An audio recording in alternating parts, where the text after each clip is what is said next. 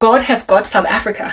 If a nation is righteous, it will not be able to maintain wicked leadership. But if a nation is handed over in totality, the Lord will keep it strangely anti-preservationist.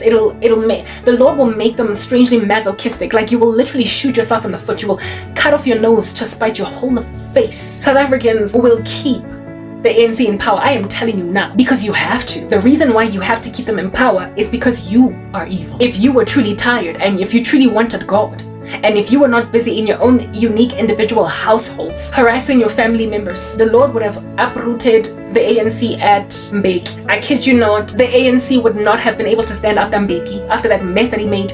But you see, the country was evil. The country was an ancestral worshipper. The country had forgotten its first love. And so God kept on giving you Bozuma, kept on giving you Cyril Ramaphosa, everybody. And now we literally had a president that rocked up, sitting, chilling, and signed into statute, like a warm body in a chair at the union buildings, and signed into statute expropriation without compensation.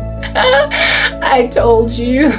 What are you doing with a president with money in the couch at Phala Phala still sitting as our president? You let him go, just like you let Zuma go. Like, yeah, he's literally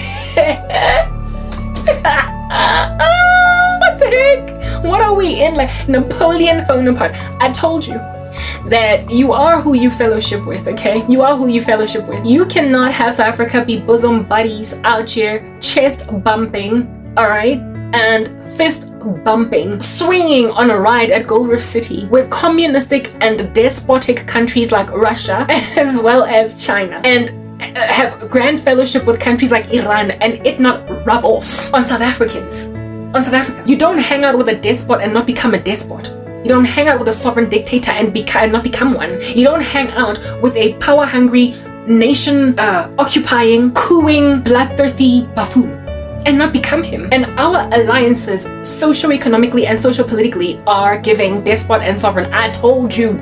I've been saying it. I mean, look at the salivation and the titivating one at that of Xi Jinping over Taiwan and the Philippines. Look at, what is this? And Xi Jinping, of which is actually bosom buddying with that pariah state that is North Korea. Look at North Korea, of which is actually giving grief to South Korea, albeit being a democracy, while North Korea just isn't. Look at Putin making like Alexander the Great, occupying some nations, just taking them. Hey, yeah. Bonaparte, Napoleon. That's Putin. Your president actually hangs out with Napoleon Bonaparte and Alexander the Great, and you think that he's not gonna try and make like a little miniature version, like a figure, an action figure soldier of Napoleon Bonaparte, of Alexander the Great, and just go out your conquering lands. But instead of, like I said, an action figure, the small version of it, instead of conquering foreign lands like neighboring countries, like Russia went into the Ukraine like a whole country. Yeah, no, this little action figure that wants to be like Xi Jinping daddy, and that wants to be like Vladimir Putin, that wants to be like Ayatollah Khamenei. No. He's not gonna go and grab another country, because I mean African countries will actually be giving him grief, okay? No, what he's gonna do, yeah, is land grab right inside his own country.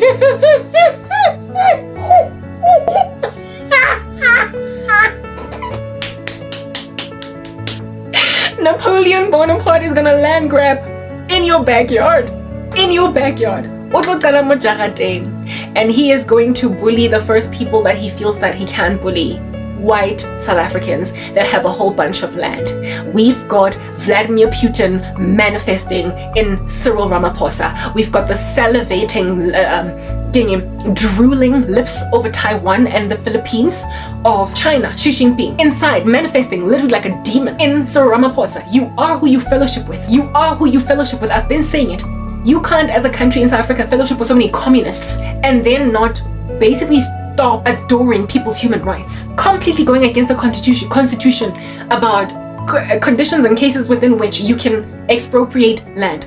All these things that are happening. What is shocking to me, what's the biggest shock of my bones, okay, is the reaction of South Africans to Donald Trump. You know what, guys? Like, I thoroughly feel like Leonardo DiCaprio and Jennifer Lawrence in Don't Look Up. I feel trapped in a dying country. Because, honeys, look, I see that you are reprobate. I see that you are reprobate. Those soldiers that died in the DRC, the reaction of the South African soldiers that died in the Democratic Republic of Congo, the reaction of, never mind the Congolese, but many other countries across Africa, was to laugh.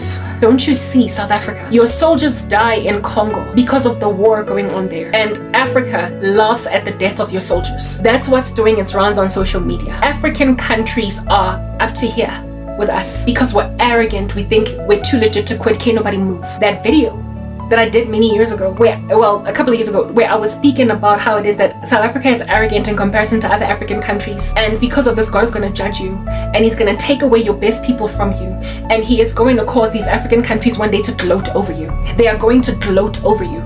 The very African nations that you xenophobically mistreated, whose shacks you burned, whose paza shops you burned in Deep Sloit, whose kids you persecuted on campus, the foreign nationals that are from Africa, however, like the Zimbabweans, the Ethiopians, the whatnot, that you mistreated wherever they were. The day is gonna come when your country is so destroyed before them that African nations are about to laugh at South Africa. And by African, I'm speaking Southern African, not Northern African, not the Arabic countries, because you are racist, horrifically. Not racist, but xenophobic, sorry, against Black Africans in particular. So not the Arabic ones that are up there with my Egypt and whatnot. Those nations that are Black African in Central Africa and Southern Africa, Western Africa, etc. Y'all, and Eastern, essentially anywhere other than Northern Africa. Y'all, like the Eastern, Central, Western, Eastern, Central, and Southern Africa is about to make a laughing stock out of South Africa. And you know what, y'all? I used to be patriotic for this country, but I cannot deny, Mina, as a South African, that I made an observation of xenophobia at like a crazy height from the time I was a child. Black people in this country hate Black people that are not from this country. Like, I don't know, like a taste, like I don't know. It's like a disease, angazi. When I was growing up, my mom had a lot of foreign friends, like a lot of they were from Congo, Nigeria, etc. And a lot of times her friends from South Africa used to call them names, like Amagwerekwere. We don't know why you're busy hanging out Nalabandulaba. My mom had these friends, and her friends that were South African just could not understand her company with these people. Because we used to stay in Yeovil, and they were all over the show there, and that's where my mom met them. But her friends that were like from Soweto and whatnot just didn't understand her fellowship with them. They didn't want to hang out with them, nothing. They just felt like they were beneath them. I personally had this Congolese stylist lady that we had a falling out because, you know, people in Africa and witchcraft, but anyway, whatever. Besides the witchcraft, she became a friend, and I wanted to enable her cause along. I went to her, not her wedding, but the lady who did my nails worked in her salon, and she liked me, so she invited me to a wedding. I went to that wedding, and some of my friends did not understand what I was doing there. Because I didn't want to be alone at that wedding. I asked like one or two, and excuses. I can't, I'm not sure, I don't know. I had to go there awkwardly by myself until I found the lady that used to do my hair, and I sat with her the whole time. I got invited to her house one time for luncheon, and when I would talk about these experiences, some people would look at me creasing their foreheads on some, why are you hanging out with these people? Like, yeah, xenophobia in this country is crazy. And then when I was working at MTN, I remember telling this one friend of mine that used to be a colleague / friend. She was younger than me by 3 years, so I was also more like an older sister. And I was telling her about how excited I was to get married to a man, and it would be nice if I got married to a man from Africa somewhere, because they're so exotic looking and they're tall, and South African men are short, and I'm quite tall. And I was like, I would love to marry a guy that's from Senegal. I said Senegal in particular because I liked their look. Okay, and this chick was like, aren't you xenophobic? Like, she proper said it in that way, like verbatim. Those were her words. I was shocked. I was like, what an ignorant statement. Don't let anybody hear you saying that in public. She asked me if I'm not xenophobic because I said that I would love to get married to a dude from Africa somewhere, especially Senegal. I then wrote, because I'm a writer, okay? If you don't know, I am. I wrote, before I came to Christ, I wrote some romantic little short story involving a South African woman and a Senegalese man. So essentially, I've just always been all about intrigued with a Senegalese man for whatever reason. I wrote this romantic little story, and I gave it to one of my colleagues to read, and she was really fascinated by it. And what she said to me afterwards was, I've never really looked at a foreign guy the way that you describe this dude in your book, in your little story, in your short story. And I posted that same short story on Facebook, and a whole bunch of people liked it, but I got similar commentary along the lines of, it's interesting how you depict the Senegalese dude. Nice, like, this is romantic. But basically, South Africans just had this mindset that if you're going to describe an awesome guy, he has to be from these shores, these streets. He has to be from South Africa. And like, look, I've spoken about this at length, okay? I spoke even about how when I was at Wits, how it is that I used to struggle with foreign national students because they had an attitude against South African students, not because they generally have an attitude, but because they were defensive, because we were rude. Like, I wanted to have a relationship with them because, especially like the Zimbabweans were so smart.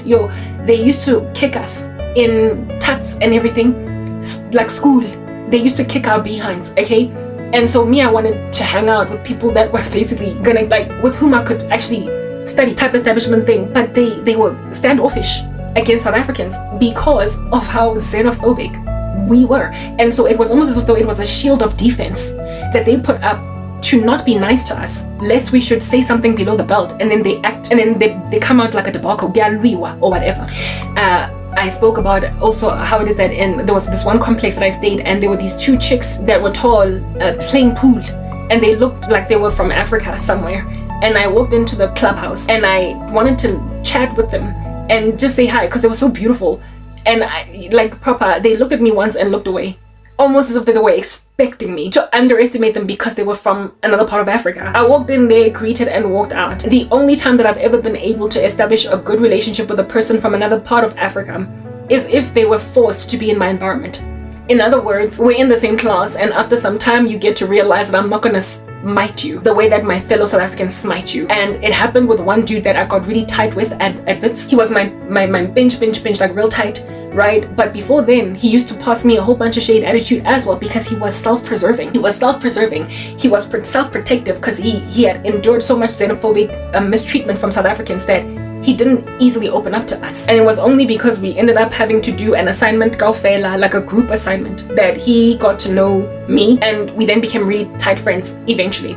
Type establishment thing. But basically, long story short, Africans in South Africa are standoffish and they are self-protecting. They're extremely closed off against us until they know they can trust us. And that is because we are so crazy xenophobic that we make them get PTSD.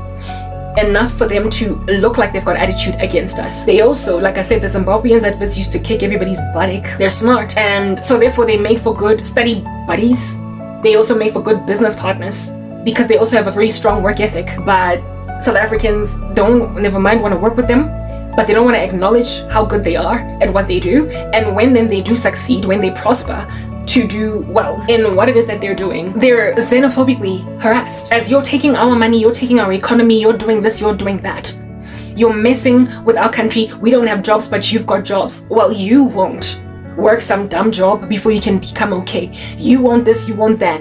And so there is a jealousy inside us when they do well. And you saw that jealousy killing it all over the show, sprawling itself on the floor. Got a Miss South Africa pageant with Chidinma. When they do well in the country, they get treated like nonsense.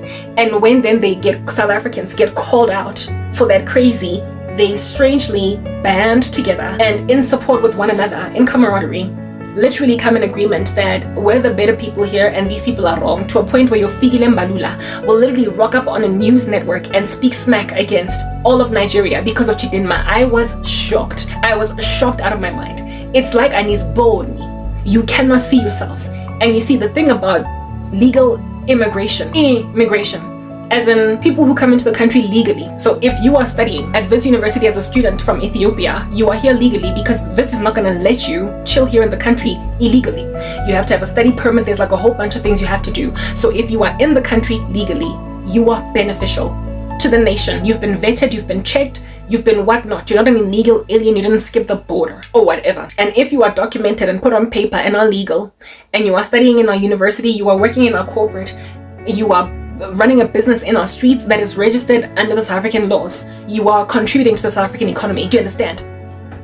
you are contributing to the South African skills, and so you are embettering our economic performance as a country. And if you treat people like this, like trash, who are embettering your economy, they will sit in your economy because it's beneficial for them, it's better for them to be here than in their country.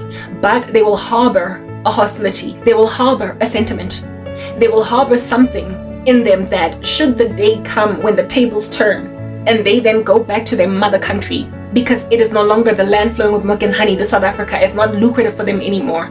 They will literally spit hydrochloric acid saliva on the floor of South Africa while they leave, albeit having been naturalized as citizens in this country. They will have no patriotism for the country because you will have treated them like trash. Listen to this.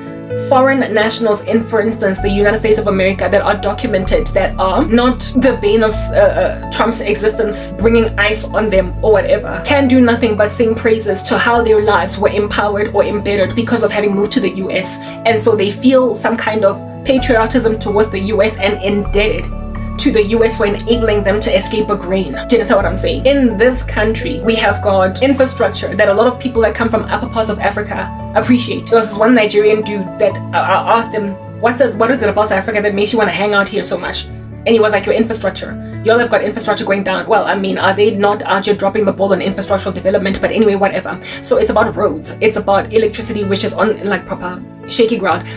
It is about in the economies and how they operate, etc., that they are attracted to, they're drawn to it. And so it's comfortable for them to live here. But have you noticed how they silo themselves? They literally isolate themselves to each other. Like proper, if you are living in the US as an Irish man, you would imagine that you would have a whole bunch of American friends in the US, that if you go to church, you're going to be in a church where you're fellowshipping with a whole bunch of Americans. If you go to school, you're going to be in classes where you're classmating and fellowshipping as well with fellows, like, you know, American students. If you're an Irishman in America, you're probably going to have a whole bunch of American company for your social circle, because you are in a foreign country, and your countrymen are not quite frequently found distributed all across America. So, I mean, you can't help but have American friends as an Irish man. That's normal, right? Yeah, that's normal. But in South Africa, the level of xenophobia against African foreign nationals that are black has made them literally find each other strangely, even though they're sparsely scattered, and hang out with each other. Like proper, they hang out with each other. You will actually be finding Kenyans somehow, even though there's like 5 of them in a greater Johannesburg area. They will find each other, and they'll be from different villages in Kenya, from different cities, and yet they will find each other in Johannesburg and hang out, have lunches every Sunday out here, breaking bread together. And you'll be like, how did you find each other? I mean, I can understand hanging out with a whole bunch of Kenyans in Kenya, but the thing is, there, like, did you meet at the Kenyan embassy? Is there one in South Africa? Like, I don't know. But they find each other, and then when they find each other, they stick to each other. And yes, every so often they will have South African friends, every so often they will have South African company, but it's a lot easier for them to stick to each other because they feel a sense of protectedness when they hang out with each other, when they stick to each other. Because we're dangerous to them. They don't know at what point we're gonna break out into the mumps of xenophobia. And so they basically huddle like a wartime strategy with each other to ascertain that when we start to break out into the fever of xenophobia, it's like that in South Africa. And it's been like that for a minute. And it is not only in lower rungs of society, like in socioeconomic groups of poor people, it's in the middle class, it's in the wealthy, it's everywhere. I know this because I was a middle class and up and coming person on the come up. Even though I'm poor now, at some point I was middle class, and I had a whole bunch of middle class people pass strange commentary about people that are of a foreign nationality from Africa, however black, that I'm out here hanging out with. The guy at my school that I was great friends with. I mean, the thing with being friends with a guy is that sometimes things can be a little bit technical between the two of y'all. There was a slight chemistry between us, and my ex-boyfriend used to annoy the living daylights out of me, and every so often I wanted to leave him. So I sometimes considered leaving him for this guy because I knew he liked me. We were both on shaky ground. He had a woman, I had a man. One time when we were both single, I told one of my girls, a South African, that, what do you think of this guy? You know, he's from my school, blah, blah, blah. And I gave her all the rap sheet and whatnot. And she just took one look at him on Facebook. I showed him the pic of this guy on Facebook, and she was like, let's say my boyfriend's name at the time, my ex at the time was Tepo. She was like, Tepo looks better. Tepo is handsomer. She was like, I know, run with Tepo. And you want to know why she was telling me to run with Tepo? She was telling me to run with Tepo only because Tepo was a bright yellow bone, almost Weu, and he looked clearly visibly South African, whereas this guy had a very clear Congolese look. Like he had it was like you could see it. Most he's not from South Africa. He was raised here. He spoke like us, went to our schools and everything, didn't have an accent at all. An accent, according to them, we also have an accent. He had a South African accent, that's what I'm getting at. He grew up here completely, but he was Congolese. He had the whole look and everything. He could speak French as well. Beat that. Anyway, whatever. Yeah, and just based on his Congolese look, my friend was like, hi, and my bato. And this dude was built, hey, he used to like work out. He had such a beautiful body. Then again, maybe-ish, I don't know. Maybe I was dying from lust. I don't know. Nah, man, but he was good people. That guy was so sweet. He was so great. But anyway, whatever. He certainly displayed my ex in a lot of fashions. But this chick did not care about everything else that was Aja killing it about this dude. Because of the fact that he just looked typically not from South Africa. And I was like, yeah, that's just the thing. And nahe, I've been making observations of that all my life, and it used to be something that I looked at and was like, it's problematic, and it would go over my head, whatever, right? But now, in 2025, the crazy of South Africans, this classist mindset, this xenophobic mindset, and this racism against white people, like it's racism against white people, it's classism, it's xenophobia, and then it's individualism that's causing them to hurt their family members. It's just like a cornucopia of sinful behavior. Has also disenfranchised me.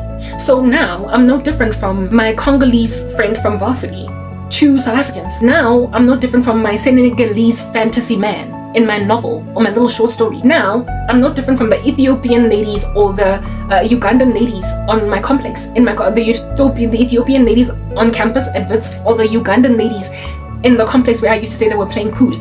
I am no different from them. I have an anti-ambivalence against South Africans because they are typical, and in particular South African blacks. They are typical, and my issue with them is not xenophobia because I'm South African. My issue with them is the factor that is every man for himself. I gotta have my own bag. I'm gonna take care of mine. I'm gonna get mine. I'm gonna do what I need to do, to a point of decimating family members in the spirit of getting ahead and creating a crazy little entitled reverse apartheid or like metaphoric mirror against white South Africa. That little reverse apartheid against white folk, do you know what it's achieved against my life? Why I got so much beef with it as well? It has achieved, because so many people are hostile against blacks in this country, no one will look at a black that no one has the back of in this country, purely because they're mad at blacks. Did you hear that? No one will look at a black that's struggling at the hands of other blacks in this country purely because they're mad at other blacks. Essentially, I've been locked out of the economy of South Africa by all of South Africa because black South Africa has so peeved off everybody that they now will not help me in a spirit of revenge against black crazy. Black South Africa has made foreign nationals that are black standoffish. So they could not care less to look at me, foreign nationals in this country that are black, because let your fellow South Africans come through for you. Me, I don't care. White South Africa, Indian South Africa, and colored South Africa. I like, you got your own, please. Like, let Cyril Ramaphosa help you, and let your family members help you. And I'm like, yo, I'm just looking for a job. Like, why aren't your black people helping you? You're on your own. What? And then I go to the black community. Go. White people, Indians, coloreds won't help me because they're mad at you. Black people that aren't from South Africa won't even look at me twice because, you know, they're mad at you. So, I mean, how's about a job? Because you're the only ones that they are saying are here for me. Help. And then they did a typical thing. No, Karabo, every man for himself. I'm competing with you because me, I'm competitive like a beast. I kid you not, South Africans' xenophobia has destroyed my future because fellow black Africans won't even look at me. South Africans' reverse racism has destroyed my relationship with white South Africa because they're mad at blacks. And then South Africans' black issue with their crazy thing that they're doing has destroyed my future because they won't help me out of their selfishness and their competitiveness. The disquieting and sad and sorry thing about that is that complacency is the disease of the white man in this country. They're kind of sitting back some of them on some let the blacks destroy themselves, and then they'll see that they're mistaken about this thing. Indians are like, Mina, what am I gonna do about this black defeatism? What can I do? Coloreds, same thing. What can I do? And then foreign nationals that are black are just made to keep quiet, because if they try to shine too much, they might just be ousted like Chidinma. So all that's left talking right now is a crazy entitled socialistic black voice that, albeit being socialistic and communistic, strangely doesn't even care for suffering blacks. And in order for them to look like they care for suffering blacks, they then afflict white people with a lingering, perpetuated, never-ending black economic empowerment that is now 30 years strong. And it's going to be 40 years strong in a minute. It's going to be 50 years strong in another minute. And it's going to be 60 years strong in another minute, unless there is a ridiculous civil war that's going to stop it dead in its tracks. And honeys, I told you, it's coming. Black South Africa, you are about to get laughed at by the rest of Africa. All of these foreign nationals, blacks that live in northern, western, central, and southern Africa. Not northern, but western, central, eastern, and southern Africa that live here legally. When your country falls apart, they're just gonna grab a bus and go home. They're gonna grab a flight and go home and sit from their comfortable chairs in their countries and watch you literally get destroyed by sanction after sanction after sanction after sanction, until finally you are back to the days of apartheid again, where just like in apartheid, I told you, apartheid South Africa is here again. Just like in apartheid South Africa, because of how ostracized from global power you will be, you will have to beg for exile again in Zimbabwe. Can you please take me again, Namibia? Oh, it would be great, Swaziland, if you could have my back. Oh, Ethiopia, you're so pretty up there. Take me. You are going to be groveling with snot and trane, trying to reinvent apartheid South Africa to go and live there again. But they're gonna remember that we hosted you when you were suffering during apartheid, and when then we needed you during our multiple wars, when we needed you during the Rwandan genocide, when we needed you during Mugabe's reign of terror, the Zimbabweans, when we needed you during Idi Amin's cray-cray, when we needed you, you literally treated us, Tina, from Uganda like, oh, we stank. Oh, we stank. When we came all the way down to your country from Nigeria, you were like, ooh, what's that smell? Ooh, yeah. You treated Africans like so much trash that this time around they're not going to be so happy and ready to receive you in their countries the way that it happened in the days of apartheid. When a country is walking in a despotic fever, it doesn't see itself until it eventually sees itself. And African countries are just rich with corruption. Do you understand what I'm saying? You don't get to just, after 30 years of democracy, literally take people's land without compensation. Expropriation without compensation. You don't get to out here hang out with all of America's enemies and do strange things against the US and expect to be maintained on African Growth Opportunity Act under it. Expect to be maintained in your duty-free exports and whatnot. All the benefits that you get AGOA is being threatened at present. Y'all know what Donald Trump, what his reaction has been to expropriation without compensation. And he's sitting next to a South African, Elon Musk. And Elon Musk is not even being regarded as a South African all that much in this particular regard. Because you see, when white people complain against black crazy, it is anticipated that the world must just ignore them, because black people have been suffering for so long. So when Trump actually laments against black crazy in this country, and Elon Musk complains against what in the world is going on in his country, South Africa, it is viewed by perpetually negating over to the race card African country. It is viewed as, that's what these white people always do. They don't understand black politics, or they don't understand the politics of black countries.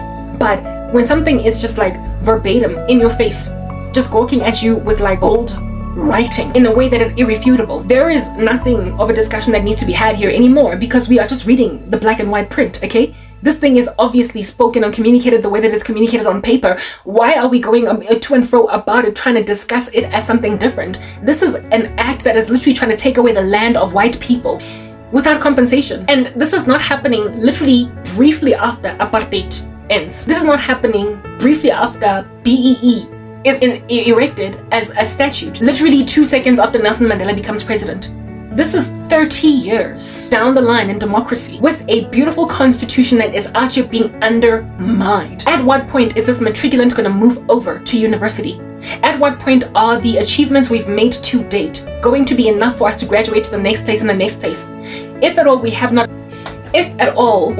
met the goals of BEE, what it intended to achieve in 1994, or whenever they signed these things into law, the Constitution, which is in 1996, if at all we have not quite gotten, like traceability matrix on par, the actual end result, we should know at what point enough, or what result would constitute, I'll pass it, I'll move it through. I used to be a project/program manager. We used to go out and scope projects in the beginning, and once you scope a project, you would then draft, if you were any kind of responsible, a traceability matrix, where it is that right next to your individual line items of what you hope to achieve, the milestones in your project, and by which date and within which quality constraint, within which quality parameters you wanted to deliver this, you would then put them on a traceability matrix based on a schedule or roster, then put it on Microsoft Project or whatever might be your scheduling or your tracking tool. Well, I mean, this is not a utopian or an ideal world. Rarely ever are you going to schedule a project and you out here 100% to the letter achieve like time constraint quality, getting time quality scope constraints. You are going to slip. There's going to be slippage, on your time. You're going to have risks that are going to graduate to issues. There's going to be stuff, so you have to keep on basically signing an addendum of sorts to a change order, to agree with stakeholders that, look, so the date that we forecast in the beginning to deliver this project by was March the 20th. It's only going to come in on April the 7th. I do apologize for the late delivery, but this is when testing is rather going to start. And because people understand that, slippage happens, life happens, this dead air of error, this room for error that is being made, that has been accommodated, then enables us to essentially deliver projects later than we anticipated, but they delivered nonetheless. However, right honako corporate finance and also right honako insurance and risk management, we also learned that there are certain projects that you just keep building and you keep testing and you keep recoding and you keep building and you keep retesting and you keep coding, such that your competitor miraculously rocks up on the market with that product first, and so makes your first to market product obsolete, your first to market prospect obsolete. There is a competitor that's going to rock up out here that's going to make your first to market product obsolete. So you've got one of two options. You can either scrap this entire project because somebody else came to market first, or you can compete in the market with the same product or project but deliver it earlier in spite of you not having met all the specifications, because there is no longer any leg room left for us to delay this 2 more months. Otherwise, Vodacom is going to take all of our customers in this regard. They got to market first, but we need to fight for the market in this particular product offering, or we're going to lag behind. So project manager, what can you shave, what can you slice, what can you dice to deliver this thing to market? And over time we will add to it, we will tweak it, we will addend it, we will build on the initial prototype. Even though we did not quite deliver the whole full product to the market, let's see what we can do to get this thing out. And so you basically cut your losses in trying to first and foremost be first to market, and secondly,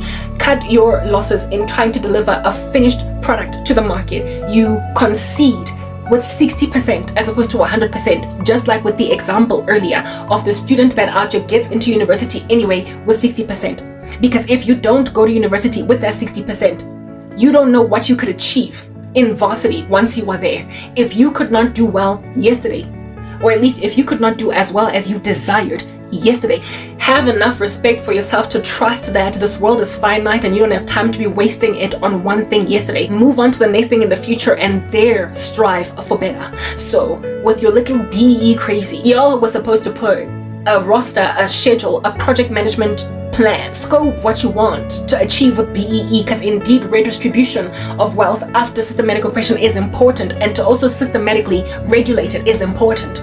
But things that don't end haunt Do you understand? The only thing that would ever eradicate a civil war in this country is if BEE, or in American terms, it would be called diversity, equity, and inclusion, if at all, it finally came to an end. And now we work with what we got. We work with 50%, work with 60%, and then in the future, hope to get 75%. And then yet more in the future, hope to get 90%. Because you are gunning for 90% already now, but right now all we have is 55. You can't subjugate the rest of South Africa to the tyranny of you trying again and again and again and again to try and get 100% while everybody else misses out on a future. This world is imperfect.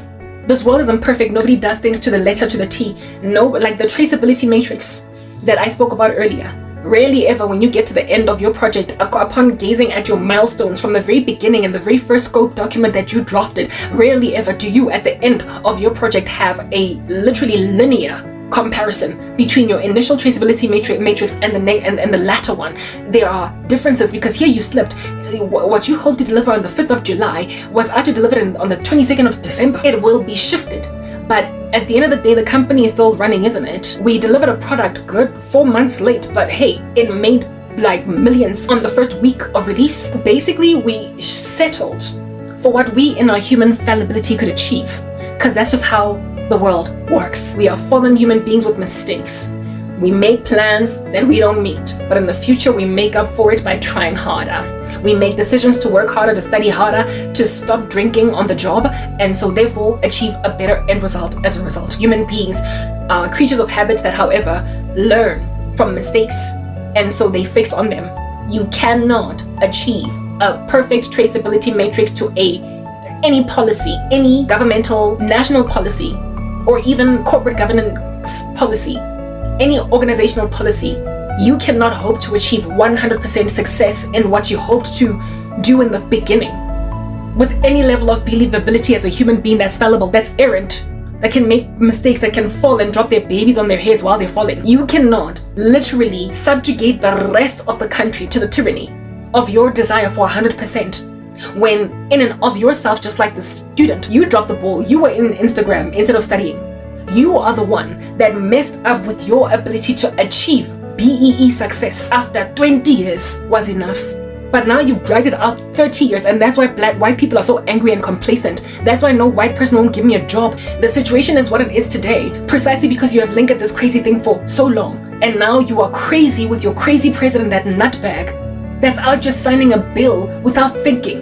Ngari, he was sitting on his head instead of on his buttock when he was signing it. All the blood that could go to the right places was going absolutely nowhere.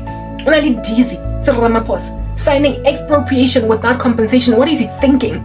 And then you expect the leader of the free world, Donald Trump, who is fighting his own battle with diversity, equity, and inclusion crazy in his country. You expect him not to sanction you, or potentially you expect him not to literally mock you and tease you by offering citizens of Orania refugee status in his country. What were you expecting? BEE laws in this country are crazy. Black economic empowerment, employment equity, all that jazz. It's literally crazy all these years down the line. People now need to get rewarded according to merit. I don't know how long I've been trying, Mina, to get rewarded according to merit by showing how well I'm doing. I'm all for merit. Christ is all about merit. Do you understand? But a cantankerous country that's full of callousness and maliciousness and covetousness and all different kinds of being handed over to a reprobate mind because you won't repent and don't love Jesus Christ and continue to ritualistically mess up with people's lives and harass your countrymen because of this plethora, this cornucopia of crying that you're walking around in. That's what's good, South Africa. Yeah. The Lord is going to let you continue to be supercalifragilisticexpialidocious. Listen, you cannot be patriotic and get together in camaraderie as a nation over crazy trash. It would be like the tantamount of Sodom out here standing in solidarity for the maintenance of homosexual laws. Yeah, you are patriotic for all the wrong reasons. Literally, Donald Trump's reaction to expropriation without compensation caused a stupid little camaraderie, nonsensical little swing left and right, kumbaya kind of crazy vibe out of black, white, basically the rainbow nation has been united against the right decision in the United States of America. Are you crazy? Which is why I am calling some white people Uncle Toms or Uncle Timothys in this instance, since we need a different name to describe white people. I'm calling them Uncle Timothys because you are warring with Trump over something that you have been secretly frazzled by for years, purely because you feel as if though together in concert we're gonna stand against America. Are you for real? It would be the tantamount of in the days of apartheid, the sanctions that we were endured under. Couldn't even participate in the Olympics the way we were so racist. Yeah, it would be the tantamount of South Africans in concert in unison, literally chilling in their group areas, all segregated and everything. Colors out here hanging out in El Dorado Park. Lenasia out here swaying are the Indians in it. Therein lies in Soweto and Sophiatown them blacks, and then the white people just there by Yeovil and Berea, all just kind of standing together, holding hands, swaying left to right in patriotic camaraderie with one another against all these foreign countries that are just sanctioning the living daylights out of them for being so racist. Because you're not gonna bully us as Africans to change the law. You're not gonna bully us as Africans to remove systematic oppression, because at the end of the day, I am proudly South African. Telling themselves that I'm proudly South African. What the heck? Like a whole bunch of South Africans are just heading to TikTok, for crying out loud, speaking about how it is that Donald Trump, you're not gonna threaten us, and you and this offering white Afrikaners in South Africa refugee status. If it was Cyril Ramaphosa comes for their land, we don't need you. We don't need your help. You're not gonna bully us. I'm like, hey, do you know where we come from? Do you know how much we needed to be sanctioned in the days of apartheid so that our racist government would snap out of crazy? Do you know how important it was for the oppressed groups to stand their ground and feel blessed, feel covered, protected, and seen, heard? When international bodies are lamenting against what's going on in the country, it gave them a sense of, maybe this is not going to end like this. Perhaps I do have a future.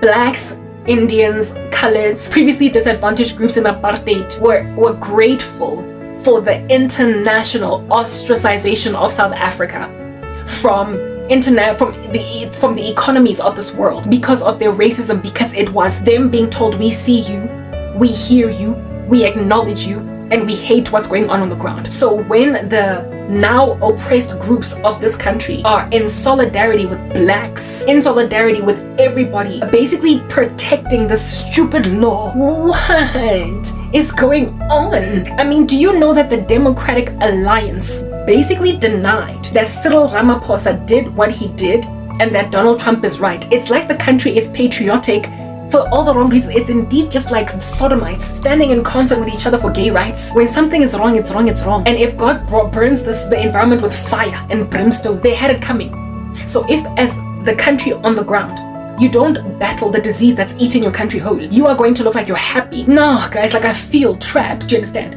The country is going to look like it's happy to have this happen to it. Like the fact that Afrikaners in even Orania, the most racist little patch of land in this country, could argue a lament against Donald Trump and call him arrogant. The fact that people on TikTok could say the same thing. The fact that white South Africans could say to Trump, you don't understand our politics. No, I'm sorry, this is just plain what is being done here. I listened to I don't know how many South African YouTubers explaining this expropriation without compensation act, and it's pretty decent, knowledgeable men, do you understand, on these topics. One guy went so far as to literally read from the constitution of the country, highlighting what the previous law used to be, comparing it to another law in America that is similar to this, and explaining how it is that compensation was always available, so now what is being done is essentially unconstitutional. I tackled this from an academic vantage point and listened to voices that I trust that are not just fluff balls speaking from whatever orifice of their body, and reached a conclusion that Donald Trump did not make a hasty comment. And for South Africans to be like, Begalenja Lena is busy offering our whites refugee status. They try to make Trump look racist, but you see, if the tables were turned, if it was the land grabs of black people, Trump would look like a hero. But you see, whenever indiscretions by black people are called out by white people always pull out the race card and say the individual pulling out these indiscretions is racist. You are calling Trump racist only because he is offering white South Africans refugee status in America for trying to take their land. If it was happening to you, you would be seen as a hero because you're black. You are ridiculous. That's why I love Donald Trump. Has bias racist. He doesn't care that people call him racist. He calls a spade a spade. He's black and white that way. It's like, if something is fair, it's fair. If it's unfair, it's unfair. Give people what they need based on merit and not based on the color of their skin. That's wrong. And I agree. It's a kingdom principle. There is no male nor female, Jew nor Gentile. All are one in Christ. So any leader that will acknowledge that egalitarian view of the human race without awarding grander weight or favor to another, of course taking into consideration all things equal, because we are not just out of apartheid, we are 30 years out of it. In the beginning of our democracy, I would see the need for EE and negotiation concerning land. But 30 years down the line, you can't be out here getting a sitting president. I would see upside down on his head in the union buildings, signing into law. Things like this. The one gentleman I listened to on YouTube, I forgot his name, a black guy. He looks like he could be a biochemist or whatever.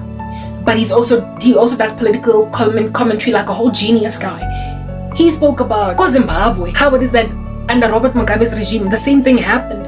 And people actually went and land grabbed. But years down the line, the Zimbabwean government still to this, like today, the present administration, it is recovering lost land to the farmers or the white people from whom it was taken in Zimbabwe. Essentially, history is not repeating itself, right? It is about to repeat itself. So, and South Africa is actually acting like some of the craziest despotic African nations that have come and gone. I mean, proper Cyril Ramaphosa is bordering, teetering dangerously closely to being Idi Amin at this point. And I don't know what is causing South Africans to think this thing is a going concern. So, I mean, after watching all this crazy activity that has been going on for the past 2 weeks in this crazy country of mine, after making observations of these ridiculous events, I sat back feeling trapped, like I said, like Leonardo DiCaprio and Jennifer Lawrence in Don't Look Up. God, even white people don't see that they need to end this mirrored apartheid. God, except for like a few of them that you can count on your 10 fingers and toes, okay? These South Africans in the spirit of patriotism are now standing against America when Donald Trump is doing exactly what international governments, international bodies did against the South African government during the days of apartheid back then, where black people were being oppressed and the world came against South Africa and eventually it conceded. People don't see that it's the exact, like proper, it is a reverse apartheid happening. You do remember the day when Julius Malema stood on a stage and said, kill the poor, kill the farmer, right? You remember. You absolutely remember that we are dealing with a black government that is literally trying to destroy the lives of white South Africans.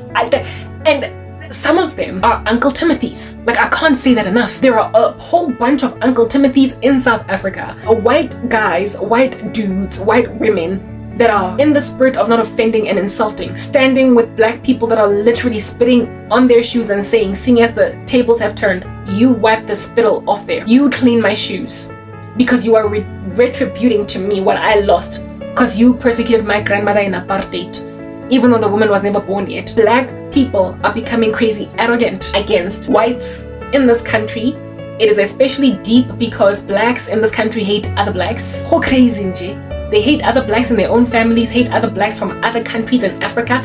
There's just a cray-cray. And so the result is going to be the destruction of this country, and I see it because of the fact that South Africa is not appropriately responding to international pressure to stop hurting its citizens. Remember the content that I created the other day, video that is already on YouTube, but nobody's watching my content because South Africans are making sure that that's a thing, okay? I spoke about how I had a dream where Elon Musk was out here running around Mojarating and Zabula di Pompo because you had closed them. He was opening taps because people had closed them. On some, why won't you let people drink water?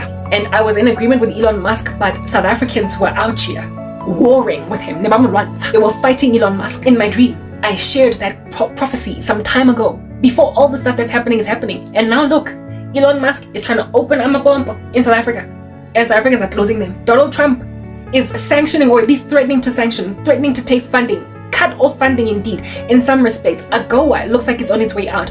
In South Africa, the country that is South Africa looks like it's about to be removed from a list of nations under AGOA. And South Africans are standing back on some State of the Nation address. Cyril Ramaphosa, we don't need them, we can't be bullied. We don't need America? For real? Gun need. Hey, okay.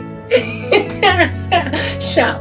Like, I feel like Jennifer Lawrence and Leonardo DiCaprio in Don't Look Up. I feel like a meteor, an asteroid, whatever you want to call it, a rock from the sky is about to land in my backyard while I'm eating dinner. There's nothing I can do, I warned. I don't even know how I'm gonna get out of this. I need to leave this country so that just like the Zimbabweans that will be back home when it's crashing and burning, the Angolans, the Ugandans, the Namibians, the Swazis, just as they're going to be back home when it's burning, Nami, I don't want to be in the country when it's burning. I'm Funubalana, guys, and I told you it's going to be like billows of smoke from a distance.